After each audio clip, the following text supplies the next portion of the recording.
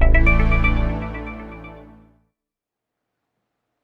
everyone, we're going to be talking about a very serious subject, but we're going to do it in a way that brings a lot of love and a lot of positive energy into it.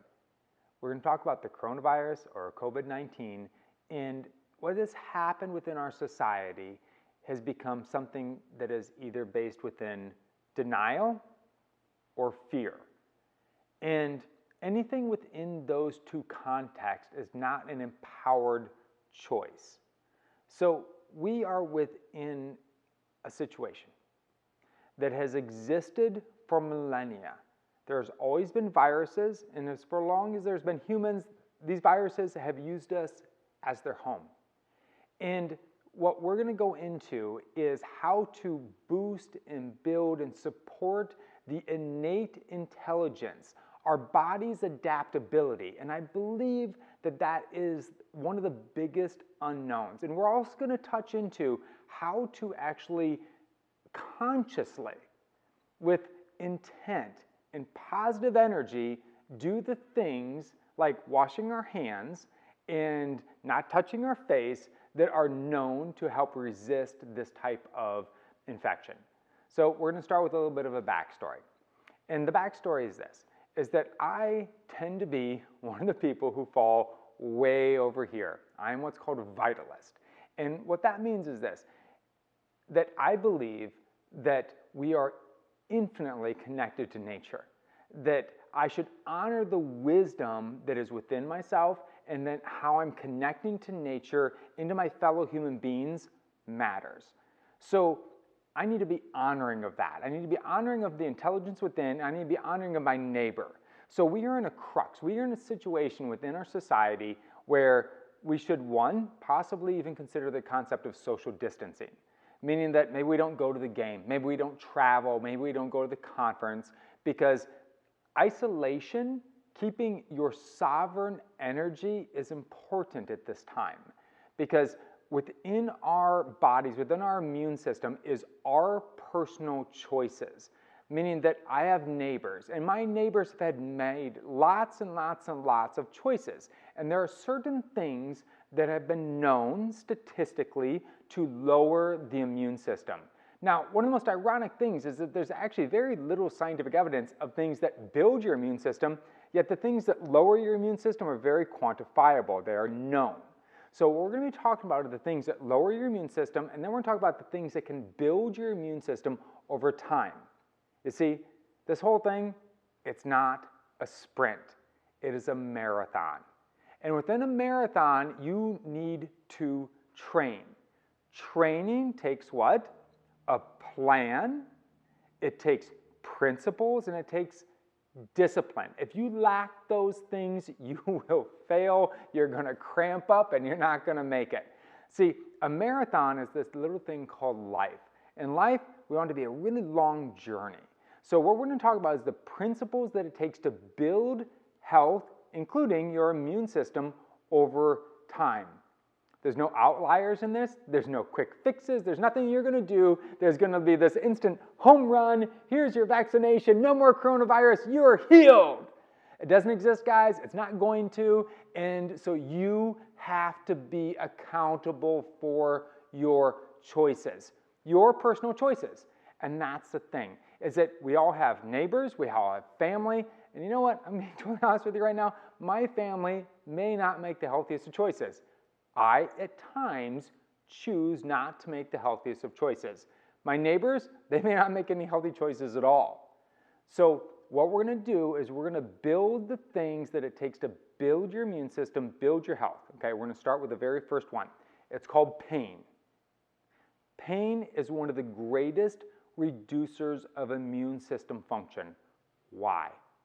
Because when you're in pain, you have a hard time focusing on anything else. So one of the biggest things that you can begin to do is how do you start to alleviate pain? Now, pain, one of the primary problems of pain is inflammation. The other problem can be spine and nervous system interference. It can be lifestyle issues. It can be emotional issues. And these are things that you need to begin to address, because the second thing that reduces your immune system is stress. Okay, once again, there's 3 types of stress. Physical, which is more related to your physical relationship to your body against gravity. Emotional and chemical. So we're going to go into the emotional things of stress. The biggest stress you are going to face when encountering the coronavirus is how you believe about the coronavirus. There's a study that was done, and it showed that people who believe that stress and coronavirus is a stress, who believe that stress was negative, had almost a 45+% increase in mortality than the people who believe that stress was positive, meaning that they believed that they had the adaptability to grow and become stronger because of what they're going through. So stress is a state of what? It's a state of mind. So things like meditation, conscious breathing, there's so many different techniques, and we've outlined so many on vitalismcode.com that you can tap into. They're totally free, that you can learn how to reduce and mitigate your conscious mental stress. The next thing is your nutrition. So we're going to break nutrition down very, very simply. All right? Yes, fruits, vegetables, really, really good. Processed foods, really, really bad. But why? Because processed things cause inflammation. So I had a client who came into me years ago, and upon his intake form, he said that he'd made a lot of lifestyle changes. And I said, well, what have you done? He said, well, I quit the whites. I go, what are the whites? And he goes, sugar, flour, dairy, and cocaine. Well, I was pretty taken back by the last one. And I said, okay, explain please. And he goes, well, all 4 of those things are inflammatory for the system. And so when I put them into my body, I was having inflammation. I stopped doing them, and I felt a lot better. And to improve your immune system, the hardest things on your body are sugars, processed grains, processed dairy products that cause inflammation, not raw dairy, which can be extremely good for you, and, well, drugs, okay? So what happens is this. He says, I go, so which one was the easiest one to quit? And he goes, cocaine. I go, which one is the hardest one? Sugar. Isn't that amazing? So actually, if I put a big pile of cocaine here and a big pile of sugar here, and you would all judge me if I went to this one. And yet within America especially, we have literally a following of sugar, and it's the most inflammatory thing you can put in your system, absolutely 100% decreasing your immune system. So nutrition is vital. Processed foods, anything that you read the label and you really can't understand most of the words, is not going to be good for you during this time period. It's really never good for you, but when you're trying to build and boost your immune system, it's absolutely critical that you stick to the things that your body innately knows. And that's fruits, vegetables. The greener they are, the better they are. And within the meats, it's really important.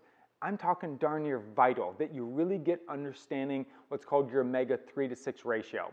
What that means is that if you take a salmon caught in the wild Pacific Ocean, it has a 4-to-1 omega-3 to 6 ratio, and that's perfect for your body. Now, if you take one that's farm raised, what's called an Atlantic salmon, has up to a 20-to-1+% ratio. That's completely and totally inflammatory towards your system, and you're just not going to function very good. And how do you know? Experiment. Eat one, eat the other one, and see how you feel. Okay, the same thing is true with beef. The same thing is true with our chickens. The same true is everything. So really concentrate on your omega ratio. The last thing, really dial in your nutrition. The 2 supplements that are absolute go-tos are vitamin D and vitamin C. There's tons of research on both of them. Make sure that you have them on stock and then you're taking them on a regular basis. And when you start to get run down, boost them up. Take lots of them. Really, the first signs of any symptomatology, it gives you that strength that you need. But ultimately, guys, it comes down to this. Choices. The choice is this. You can either live in denial or you can live in fear. But there is a road in between, and that's one that you call consciousness. And it's really self-love. It's taking and applying natural, vitalistic wisdom that has been around for millennia, that supports the intelligence within, gives yourself the possible mental, physical, and chemical systems that you need to get and stay well. Dr. Scott Gamm. I hope this helps. Appreciate you guys. Enjoy the journey.